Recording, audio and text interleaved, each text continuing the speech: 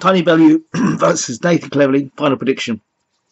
There's not much more to say about this fight. I've been looking forward to it. It's one of those fights I do look forward to.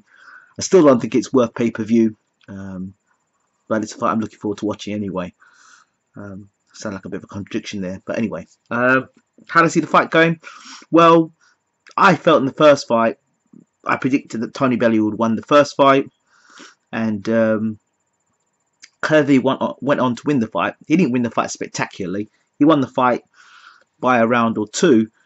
And in the later rounds, Cleverly didn't do that much more than Bellew. Bellew tired because, you know, he was tight at the weight, and that's quite clear. Obviously, you look at Bellew's history of being a heavyweight.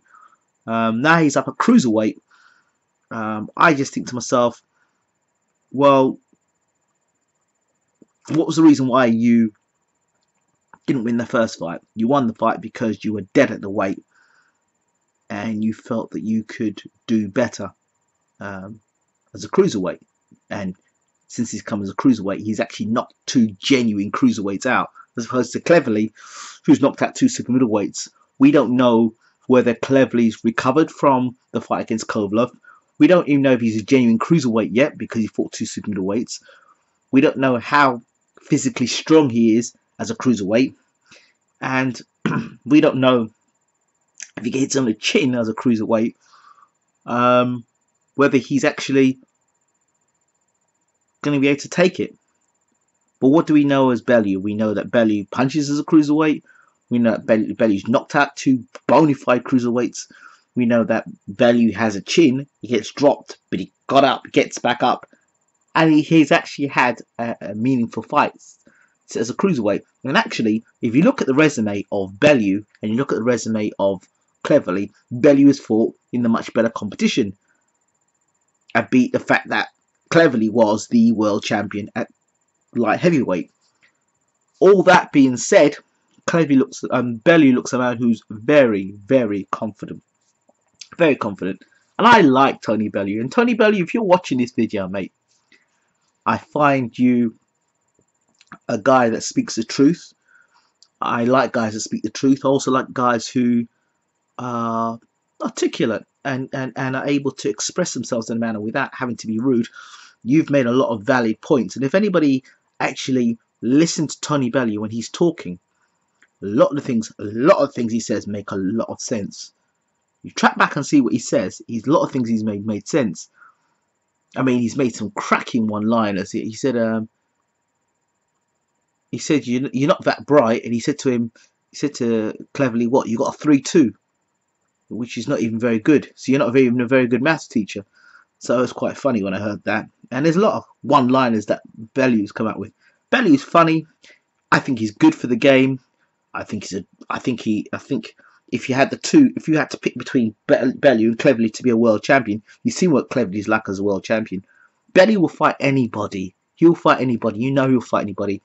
And he'll sell a fight. He can sell a fight. I don't think Cleverly can sell a fight, to be honest. And this is the problem with British boxing today.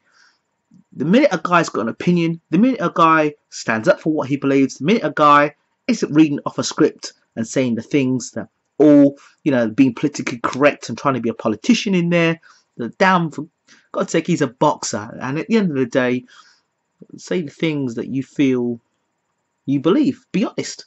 And that people can't control Tony Bellew. That's what I like about Bellew. He's definitely up there in my top 10 favourite fighters.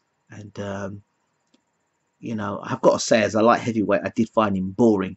And my statement about Tony Bellew as a light heavyweight was the most exciting thing about Tony Bellew was the press conference he had with Nathan Cleverly.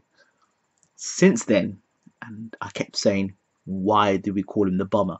Since then, he's moved up to cruiserweight, and you can see why he's called the Bomber.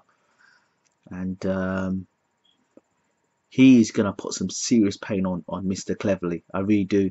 Cleverly hasn't improved as a fighter. He's doing the same things. He'll come forward, hands up, and come forward, all this sort of stuff. And he'll do that stuff, like punching into wind. And I just believe you can have all the speed in the world. It didn't help him against Kovalev, and Cleverly's not elusive. He's never been elusive as a fighter. He's always put his chin there. Chin's always been there to be hit. Cleverly's style's not going to change. No disrespect to his trainer. I don't think his trainer is going to bring much more to the table. Cleverly's not suddenly going to become a fancy Dan. He's not going to give Bellew lots of movement. You know, he's not going to be slippery now. You know, he's not going to try and be a sniper. Cleverly is what he is. He only fights in straight lines. He can only fight one way. And Bellew said that. You've seen Bellew fight forward. You've seen Bellew fight off the back foot. You've seen Bellew try to give a bit of lateral move when he fought Stevenson. You've seen different things with Tony Bellew. But with this guy, he does the same thing over and over and over and over and over again. And now he's going to try and do it against a cruiserweight where he physically hasn't got the strength to stand there and try and bully the opponent. So what's going to happen? How's he going to keep Tony Bellew off him? If he's got enough pop on his punches to hurt Bellew, then we have an interesting fight. Only if he can hurt Bellew. But if he can't hurt Bellew, he's in for a world of pain. I mean, real pain. I mean, the difference between him and Joe Calzaghe is Calzaghe would throw bunches of punches and get away. Calzaghe would dazzle you with punches, and then you're looking for Calzaghe and he's gone. Cleverly will hit you with a few nice punches and then stand and look at you, stand in the same place, and then get hit on the chin, and then put his hands up in the air, or do all silly dance, you know, and then he tried to do the same crap against Kovalev, and Kovalev handed his ass to him. So my point is, I think Bellew's going to hand it to him. It's going to be a beating. It really is. It's going to be sad to watch, actually, because I don't think that Cleverly is right mentally, and I don't think he's overcome the fight with Kovalev, where at least with Bellew he got dropped, and that comeback fight he got dropped against a genuine cruiserweight and got back up and knocked him out. So you've seen Bellew in a tough fight as a cruiserweight. You've not seen it against Bellew. I mean, you've seen Bellew in a tough fight as cruiserweight, and guys coming to win, as opposed to Cleverly now, who's fought two super middleweights. So he's not even prepared. He's not even ready. You know, I think Bellew has developed so much more as a fighter. So you could call this fight a mismatch, in my eyes, anyway. I don't see what Cleverly brings to the table.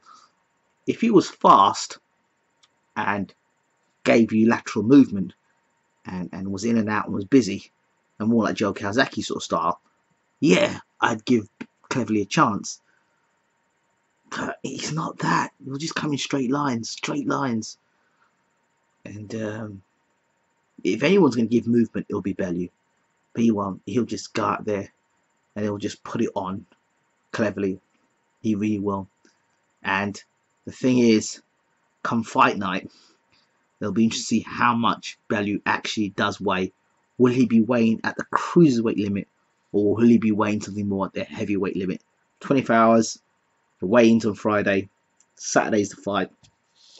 You could be looking at a guy who's just making cruiser versus a guy who's in the heavyweight division. That's not good. Let me know what you guys think. I'm backing Bellew big in this one, and brutal inside six brutal, possibly one-sided rounds. I can't wait. This is a fight I've been waiting to see for ages. I'm out.